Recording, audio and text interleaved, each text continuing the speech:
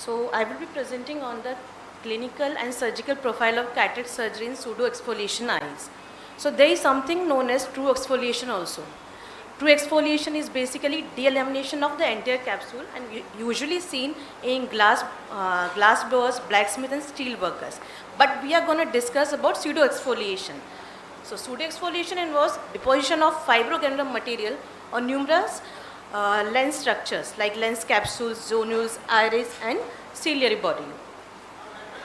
So as I have already described, it is a systemic condition characterized by the accumulation of extracellular fibrillar material.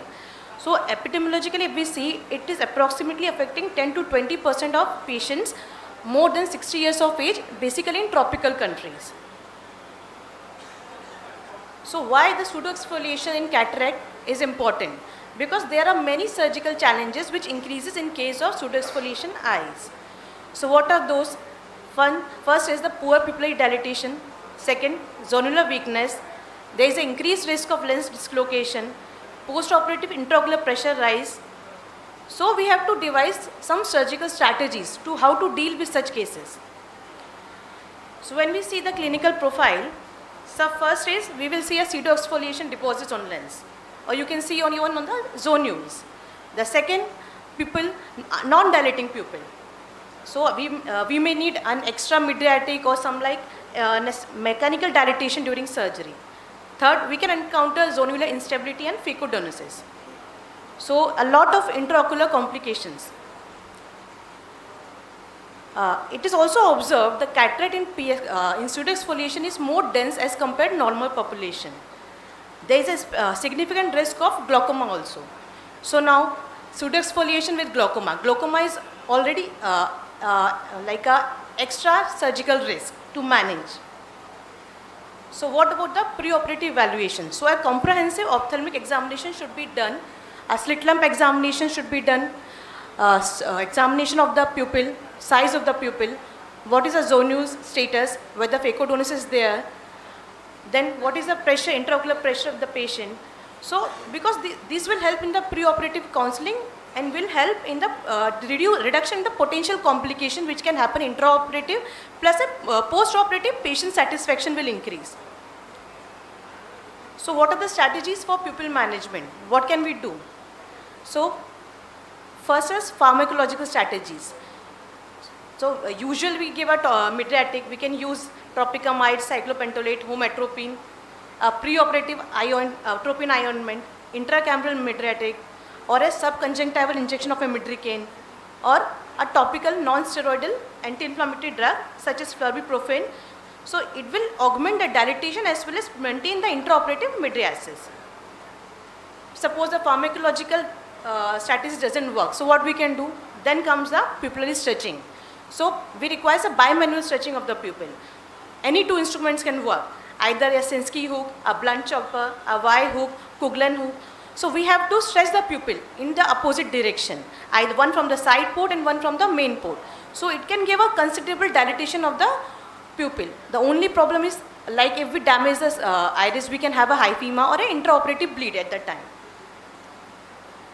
So what are the other devices? We can use an iris hook, we can use a dilator or Maillon ring. These are the two commonest things, iris hooks and a Maillon ring. But then they increase the surgical time. So suppose there is a patient with a small pupil with pseudo-exfoliation. We gave a mydriatic or we did a viscodilatation. If the adequate dilatation is there, we can progress with the surgery. But suppose there is no dilatation, so we will analyze the adhesions, pupillary adhesions. If there are adhesions, then we will break the adhesions. Suppose there is a dilatation is there, we can progress. But if there is no pupillary dilatation, we can go with the mechanical stretching or we can use expansion devices. So this is about the pupillary dilatation. Now about the capsular access. Again, there is a deposition of pseudo-exfoliating material on the capsule. So the capsule access is not going to be as smooth as the normal patients. So what difficulties we can face? We can face initial puncture become difficult, or when we are doing the access, there will be stria. So whenever there is stria formation, we should have a mind there can be some zonular weakness in the patient. Zonular weakness can be such that we have to give a counter traction with the other instrument to continue the access. So Ultimately, these are the difficulties we can face during the rexis in pseudoexfoliation. Hydrodissection. Now, hydrodissection should be in such a manner that it causes minimal stress on the zonules. So, multi-quadrant cortical cleaving hydrodissection is recommended. So, this can help even in the rotation and proper removal of the nucleus from the cortex. It can also help in the augmentation of the CTR insertion, because most of the pseudoexfoliation patient will have some of the other in some quadrant zonular weakness. So, CTR insertion also helps. So, what about the phacoemulsification settings? So, we have to reduce the phaco power. So, entire process has to be slow. So, all the parameters has to be low. Capsular tension rings should be used SOS basis if required. If there is a marked like if there is a 3-quadrant to 4-quadrant zonular weakness, we can put a CTR.